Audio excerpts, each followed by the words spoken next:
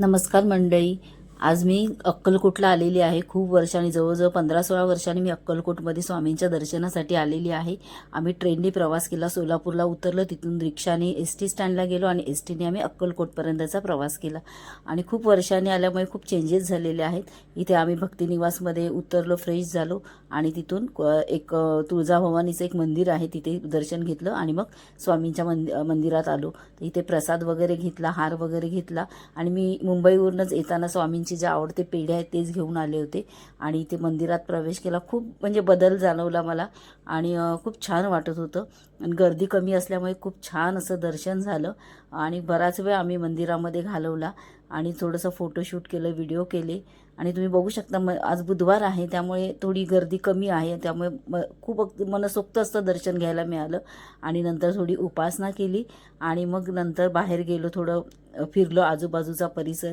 स्वामींच्या छान छान मूर्त्या इथे दिसत होत्या आणि इतर काही सामान पण इथे होतं. मस्त असं आम्ही खरेदी केली आणि नंतर गेलो जेवणाकडे, कारण आता जेवणाची वेळ होत आलेली होती आणि आम्ही सकाळपासून नाश्ताही केला नव्हता कारण इतकी घाई झाली, खूप उशीर झाला होता.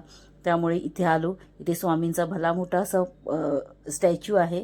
खूप छान अशी तुम्ही बघाल ना, एवढं मोठं असं प्रचंड अशी मूर्ती आहे. आणि नंतर मग अन्नछत्रामध्ये जेवायला गेलो. पहिल्याच पंक्तीला असल्यामुळे आरतीही मिळाली. खूप छान असं जेवण झालं. थोडा आराम केला आणि संध्याकाळी मग आजूबाजूचा जो परिसर आहे तो फिरलो. स्वामींचं समाधीस्थान, परत चोळप्पांचं घर, परत आरमार, असं बरंच ठिकाणी आम्ही फिरलो. खंडोबा मंदिर वगैरे सगळे फिरलो. परत 8 वाजता आरतीला गेलो, आरती केली.